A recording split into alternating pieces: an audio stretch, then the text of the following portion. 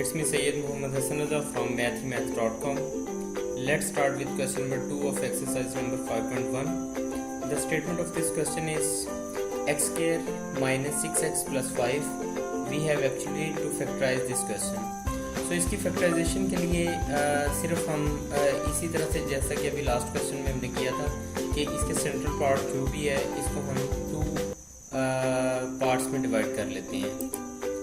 तो 2 पार्ट्स में डिवाइड करने के लिए कोई सूटेबल डिवीजन चाहिए और इसके लिए हम इस तरह से करते हैं कि यहाँ पे हम सेंट्रल पार्ट को छोड़ देते हैं। इसके अलावा जो साइड्स पे 2 हैं इन दोनों कोफिशिएंट्स को ले लेते हैं। जैसे कि इस यहाँ पे कोफिशिएंट 1 है तो 5 1 के साथ मल्टीप्लाई होगा तो हमारे पास 5 आ जाएगा और 1 और 5 ही इसकी सूटेबल डिवीजन होगी जिसके अंदर हम इसको 2 पार्ट्स में डिवाइड कर सकते हैं। अब एक्चुअली हमने किया इस तरह से यहाँ पे कि यहाँ पे एक्स स्क्वायर इसी तरह से आ गया।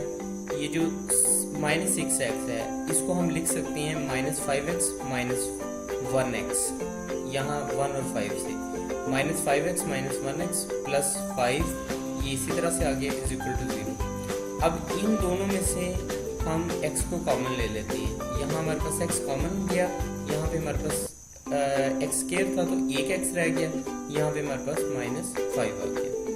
इन दोनों में से भी हम माइनस 1 को कॉमन ले लेते हैं। माइनस 1 को कॉमन लिया तो ये जो x माइनस का था ये प्लस x आ जाएगा, ये जो प्लस का 5 था ये माइनस 5 आ जाएगा। अब अगर आप ज़रा इसे केयरफुली देखें तो आपको अंदाज़ा हो रहा होगा यहाँ पे कि यहाँ भी x माइनस 5 है, यहाँ भी x माइनस 5 है।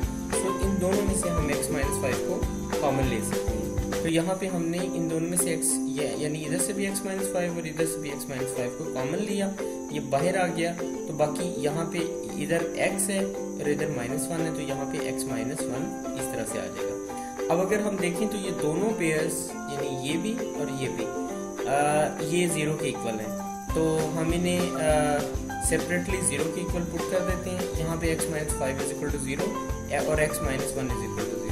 ये माइनस 1 इक्वल साइन के दूसरी साइड पर जाएगा तो ये प्लस 1 हो जाएगा। यहाँ पे माइनस 5 है, ये इक्वल साइन के दूसरी साइड पर जाएगा तो प्लस 5 आ जाएगा। So just after factorisation x की 2 वैल्यूज हमारे पास आएंगी, एक 1 और एक 5। सो इसके सोल्यूशन सेट x 1 और 5 है। ये क्वेश्चन कंप्लीट हो चुका है। अगर आपको इसमें कोई कन्फ्यूजन है तो आप मुझसे कांटेक्ट करें। हमारा यूट्यूब चैनल अवेलेबल है, आप उसे सब्सक्राइब करें ताकि हमारे लेटेस्ट वीडियोज़ और अपडेट्स आपको मिलती रहें। Thanks for watching मैथमेथ.com।